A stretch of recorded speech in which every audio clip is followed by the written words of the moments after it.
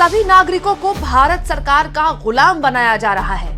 वो विरोध प्रदर्शन नहीं कर सकते, वो आंदोलन नहीं कर सकते। पुलिस मुख्यमंत्री या प्रधानमंत्री की नौकर नहीं है, वे पब्लिक के सर्वेंट हैं। दोस्तों, भारत सरकार भारत के नागरिकों को गुलाम बना रही है। ये बात अगर कोई और कहे तो पता नहीं कब उसका देश निकाला एंटी नेशनल पाकिस्तानी उसे कह दिया जाए।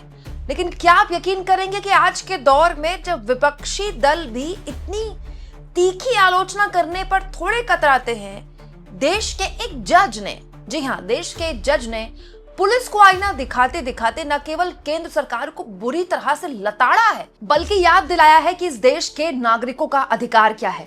दोस्तों, एक बहुत ही बुरी तरह से फटकार लगाते हुए दोस्तों बॉम्बे हाई कोर्ट ने गुरुवार को, वैसे फटकार तो लगाई थी मुंबई पुलिस को, लेकिन मुंबई पुलिस को फटकार लगाते लगाते जज साहब ने केंद्र सरकार को भी लपेटा, हॉर्स ट्रेडिंग वाले मामले पर भी बोला और सीधा सीधा बहुत ही बुरी आलोचना की सभी की। यहां मैं आपको याद दिला दूं दोस्तों, जस्टिस माधव जामदार ने एक मौखिक टिप्पणी की जो हेडलाइन बन गई, अखबारों की हेडलाइन, सोशल मीडिया की हेडलाइन। जस्टिस माधव जामदार ने एक केस में उनके सामने सुनवाई वो कर रहे थे। दोस्तों, एक केस था सैयद अहमद अब्दुल वाहिद चौधरी को लेकर। दरअसल पुलिस ने social democratic party of India, party के नेता हैं, उनके महासचिव हैं सैयद अहमद अब्दुल वाहिद चौधरी, उनके खिलाफ तड़ीपार का आदेश दे दिया। क्यों? क्योंकि उन्होंने केंद्र की मोदी सरकार के खिलाफ CAA और ज्ञानव्यापी विवाद तहत अलग अलग मोर्चों पर वो धरना दे रहे थे बस केंद्र की मोदी सरकार के खिलाफ अलग अलग मुद्दों पर। तो पुलिस ने तड़ीपार के आदेश दे दिए उनको। तड़ीपार मतलब शहर से ही गेट आउट। तो ये मुद्दा लेकर उसके बाद वो हाई कोर्ट गए। तो हाई कोर्ट के जो जस्टिस हैं माधव जामदार, उन्होंने बहुत ही जबरदस्त मौखिक टिप्पणी करते हुए कहा, सभी नागरिकों को भारत सरकार का गुलाम बनाया जा रहा है। वे विरोध प्रदर्शन नहीं कर सकते, वे आंदोलन नहीं कर सकते। ये सब क्या है? आप इतने सारे पेपर लीक हुए, अगर लोग विरोध करेंगे तो आप केस ठोक देंगे। ये क्या है? विरोध करना नागरिकों का अधिकार है। याचिकाकर्ता ने केवल भाजपा सरकार मुर्दाबाद, अमित शाह मुर्दाबाद जैसे नारे लगाए। नागरिक ऐसे नारे क्यों नहीं लगा सकते? ऐसे नारों के लिए तड़ीपार के आदेश क्यों? जज साहब ये कह रहे हैं कि एक नागरिक का अधिकार है कि वो नारे लगा दे, विरोध प्रदर्शन कर दे, भाजपा सरकार मुर्दाबाद, अमित शाह मुर्दाबाद। इन नारों के लिए आप किसी को तड़ीपार कर देंगे क्यों? दोस्तों, ये तो बहुत बड़ी बात है। मैं आपको एक बात याद दिलाऊं, मेरा 19 साल का पत्रकारिता का अनुभव है। ये इस तरह के नारे तो बहुत रूटीन नारे थे भाई। डॉक्टर मनमोहन सिंह के तो इतने पुतले फूके गए हैं, इतने पुतले फूके गए कि पूछिए मत। अरे, पूर्व की बीजेपी की सरकारों के मुख्यमंत्री और उनके प्रधानमंत्री अटल बिहारी वाजपेयी के जमाने में उनके भी पुतले फूके जाते थे। पुतले फूकना एक बहुत नॉर्मल बात है भाई, विरोध प्रदर्शन होता है, पुतला फूका, उसके बाद काम खत्म। लेकिन आज आप सुनते हैं कहीं कोई विरोध प्रदर्शन हुआ मोदी के खिलाफ और पुतले फूके गए? पुतले फूकने तक नहीं दिए जाते, जो कि बहुत ही नॉर्मल बात है। दोस्तों, ऐसे ही जस्टिस नामदार ने कहा कि भाई अगर अमित शाह मुर्दाबाद, भाजपा सरकार मुर्दाबाद की कोई नारे लगा रहा है तो आप उसे तड़ीपार कैसे कर सकते? तो नॉर्मल बात है। और तो और बहुत ही बुरी तरह से, एक तरह से कटाक्ष किया है जज साहब ने हॉर्स ट्रेडिंग पर। वो क्या कह रहे हैं देखिए।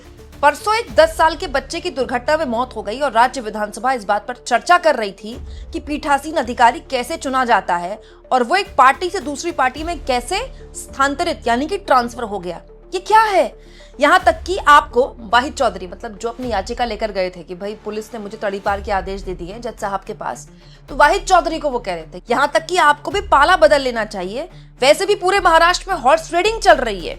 आपको यानी कि वाहिद चौधरी के खिलाफ कुछ FIR है, पाला बदलने पर विचार करें। वहां एक वॉशिंग मशीन है। सोचिए, जज साहब भरी अदालत में जो याचिका करता है उनको राहत ही नहीं दे रहे हैं, बल्कि कटाक्ष कर रहे हैं उनको राहत देते हुए कि अरे पाला बदल लीजिए ना, हॉर्स ट्रेडिंग चल रही है महाराष्ट्र में, आप पाला बदल लेंगे तो आपके जो केसेस है वो भी हट जाएंगे। इससे ज्यादा शर्मनाक स्थिति कोई नहीं हो सकती, चाहे वो महाराष्ट्र की डबल इंजन के लिए हो या बीजेपी की पूरी कारगुजारियों पर हो। दोस्तों, ये तो सेलिब्रेट किया जा रहा है ऑपरेशन लोटस, ऑपरेशन टाइगर, इसको सेलिब्रेट किया जा रहा है, जबकि ये एक तरह का तमाचा है। किसके चेहरे पर? जनता के चेहरे पर। कि हमको कोई फर्क नहीं पड़ता आप किसी को भी जिताएं, आप आपके सामने हमारे विरोध का वोट जो लोग मांग रहे हैं ना, हम उनको भी छीन लेंगे। मतलब एक तरह से जनता को बताया जा रहा है कि आपके वोट की कोई कीमत नहीं है। आप हमको वोट देंगे, वेल एंड गुड। आप हमको वोट नहीं देंगे ना, तो भी हम आपके वोट से, मतलब हमारे विरोध का वोट जिसको आपने दिया है, हम उसको जीत लेंगे। मतलब चुनाव जीतने के बाद उसको अपने पाले में ले आएंगे। मतलब इसको आप सेलिब्रेट कैसे कर सकते हैं? इस पर तो विमर्श होना चाहिए था, लेकिन इसको मास्टर स्ट्रोक बताया जाता है और इसको जायज ठहराया जाता है, इसको चाणक्य नीति बताया जाता है। और इसी पर कटाक्ष कर दिया जज साहब ने कोर्ट में। याचिकाकर्ता से कि आप यहाँ क्यों आए हैं? आप वॉशिंग मशीन चल रही है, अपने दाग धो दीजिए। किसने निकाली है वॉशिंग मशीन? किसने इजाद की है वॉशिंग मशीन? ये दोस्तों, दल बदल तो हमारे देश में एक बहुत पुरानी बीमारी है देश की राजनीति में, लेकिन अब तो ये खुलेआम हो रही है। मतलब खुल के हो रही है। पार्टियां दावा कर रही हैं कि हमारे वाले को 15 करोड़ मिले, दूसरा कह रहा है नहीं हमारे वाले को तो 50 करोड़ मिले हैं, 15 करोड़ तो पहली किस्त है। और ये सब कुछ खुलेआम हो रहा है। मजाल है कि कोई कुछ बोल दे। दोस्तों, ऐसे जज साहब की भी तारीफ करनी होगी। आज के दौर में इतनी कड़ी टिप्पणी करना, इतनी तीखी टिप्पणी करना, चाहे वो भाजपा सरकार हो, उनके खिलाफ हो, या फिर पूरी की पूरी पुलिस की व्यवस्था पर हो, बल्कि पुलिस पर भी लताड़ा जज साहब ने और ये कहा कि आप पर जुर्माना लगा रहा हूं मैं, कि आप इस तरह की हरकत कैसे कर सकते हैं। होता क्या है दोस्तों, इस तरह के कुछ आदेश आ जाते हैं ना, तो पुलिस वालों को भी डर होता है, क्योंकि जब आप पर अगर बाई चांस कोर्ट ने एक्शन ले लिया किसी पुलिस वाले पर, तब थोड़ी कोई लीडर आएगा कोर्ट में बचाने के लिए अदालत में खड़े हो कि नहीं हम इनके साथ हैं। भाई कोर्ट में तो जज साहब को आपको खुद फेस करना पड़ता है, और कोर्ट बहुत लताड़ती है पुलिस को।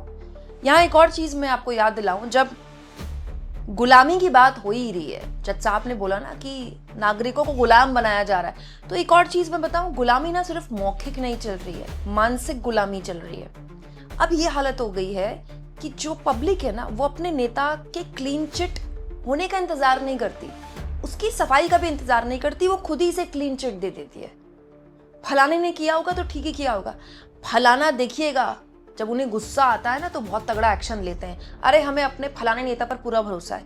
मतलब जनता के सामने सब कुछ हो रहा है, जनता देख रही है कि गलत हो रहा है, लेकिन वो मानसिक तौर पर इस कदर गुलाम हो चुकी है कि वो ये मानती है कि हमारा नेता कर रहा है तो कुछ सोच समझ कर रहा होगा, कुछ ठीक ही कर रहा होगा। और ये सब क्यों? क्योंकि उसको एक झूठा गौरव दिया गया, झूठे सम्मान में उसको पूरा लबरेज कर दिया गया। झूठा सम्मान पता नहीं किस चीज का है, ये हो गया, वो हो गया, ये कर दिया, वो कर दिया।